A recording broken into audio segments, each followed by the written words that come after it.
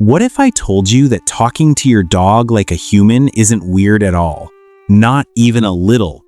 And by the end of this, you'll understand exactly why your brain does it without you ever making a conscious choice to start. You've done it before.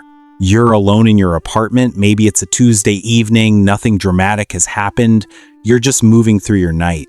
And then your dog looks at you, and you start talking. Not just good boy or sit, really talking. You explain your day. You complain about something that happened at work. You ask them what they think you should do about a situation, even though some part of you knows they can't answer. You tell them you're tired. You tell them you're okay. You say things out loud that you haven't said to anyone else. And somehow it feels completely normal. Most people think this is just a habit. Something cute pet owners do. A quirk. Maybe a little odd if you really think about it, but mostly harmless. The kind of behavior you laugh about at parties when someone brings it up, but it's not random. And it is not meaningless. Your brain is doing something very specific when this happens. Something that goes much deeper than affection for your pet. Something rooted in how you were built, how you learn to process the world, and what you quietly need to feel okay inside it. Here's the thing nobody says out loud. You are not weird for doing this. You are not lonely in some broken way. You are not projecting or displacing or doing anything that needs to be fixed. What you're doing is deeply, quietly human. And once you understand the psychology behind it, you might never look at those conversations the same way again. Humans are wired for connection, but it goes beyond that. It's not just that you need people around you, it's that you need to express. Your brain is built to externalize, to take what's swirling around inside and put it somewhere outside of you, to say things out loud, to feel heard, even if only by the act of speaking itself. Language is how your nervous system organizes experience. When something stays inside a worry, a frustration, a quiet sadness you can't quite name it stays unprocessed, it loops, it hums in the background. But when you say it out loud, something shifts. The thought takes shape, the feeling gets a form, and your nervous system even slightly releases. The problem is that speaking freely requires something most of us rarely feel completely: safety. With other people, there's always a layer of monitoring happening underneath your words. You're calibrating how you sound, what they'll think, whether you're being too much or too little. Even with people you love, even in your most comfortable relationships, that low hum of self-editing is almost always present. And when there's no one around, when you need to say something but the cost of saying it to a person feels too high, your brain finds the next safest listener: your dog. Because your dog never interrupts, never corrects you, never sighs or glances at their phone, never makes you feel like you chose the wrong words or the wrong moment. They don't carry a history of opinions about you. They don't have expectations you might disappoint. They look at you with complete, uncomplicated presence, and something in your nervous system recognizes that. So your brain relaxes, the self-editing layer goes quiet, and you start speaking more freely than you do with most people in your life.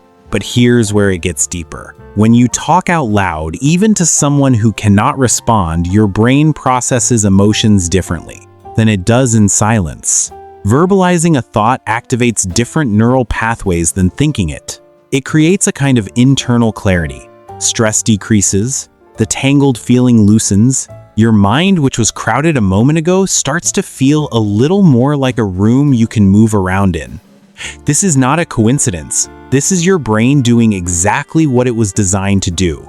The act of speaking isn't just communication, it's regulation. It's how you take something formless and give it edges. How you reduce the weight of something by simply naming it.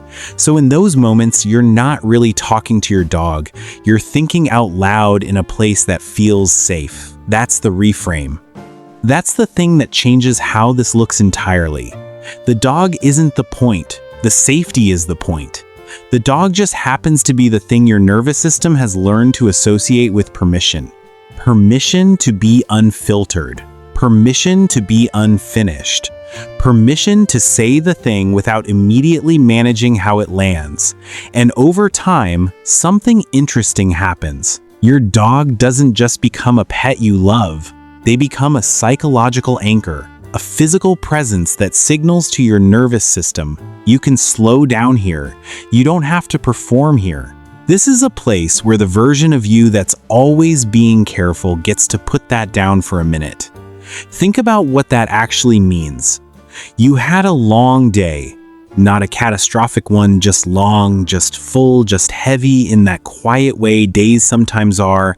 You come home, your dog is there. You sit down and you start talking, and somewhere in the middle of it, you feel better. Not because anything got solved, not because you received advice or validation, but because you didn't have to hold it in anymore. Because the thing that was pressing against the inside of your chest got to come out, and nothing bad happened when it did.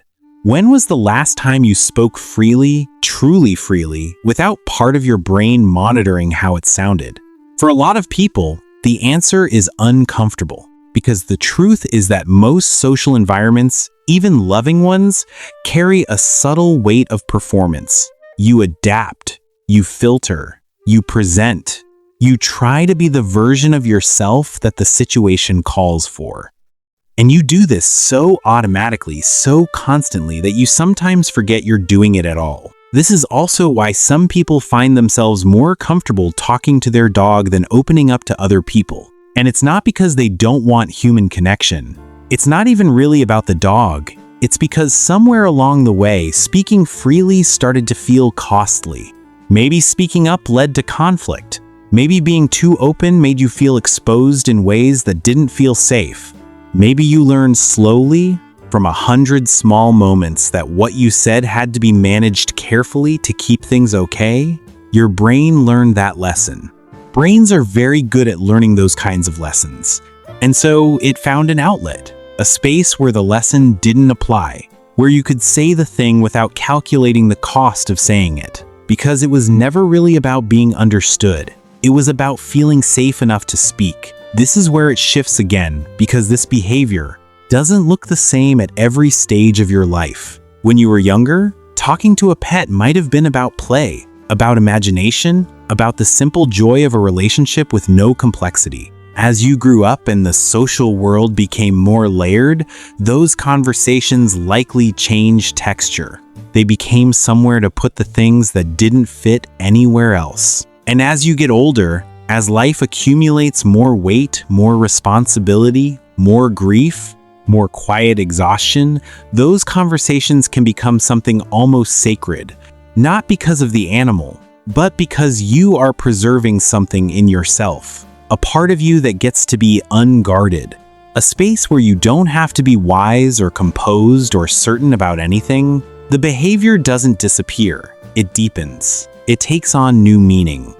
What started as something simple becomes something that quietly holds more than it appears to. Think of it like a blanket you've had since you were small. It doesn't keep you warm the way it once did. You've outgrown needing it in the literal way. But when things get hard, sometimes you still reach for it. Not out of weakness, out of memory, out of the fact that your nervous system still knows what it felt like to be held by something simple and safe. That's what those conversations are. They are the emotional equivalent of reaching for something that once made you feel okay and still does. They regulate you, not through insight or breakthrough, just through the act of being allowed to be exactly what you are in that moment, with no audience that requires anything from you. That's a rare thing, rarer than most people admit. So no, you are not weird. You are not projecting some unmet need in a way that should concern you. You are not incapable of human connection. You are not fragile or odd or doing something that needs explaining away. You are human, fully, completely, normally human, and your brain is doing exactly what it was built to do, seeking out a space where expression is possible, where the nervous system can soften, where you don't have to be careful about every word. You just found a place where none of the usual rules apply, where you can be tired and not apologize for it, where you can be confused and not feel the pressure to have answers. where you can say the most ordinary, unfinished, half-formed version of what you're feeling and the room doesn't shift because of it, that's not a flaw in you. That's you quietly taking care of yourself in the only way that felt safe enough to try.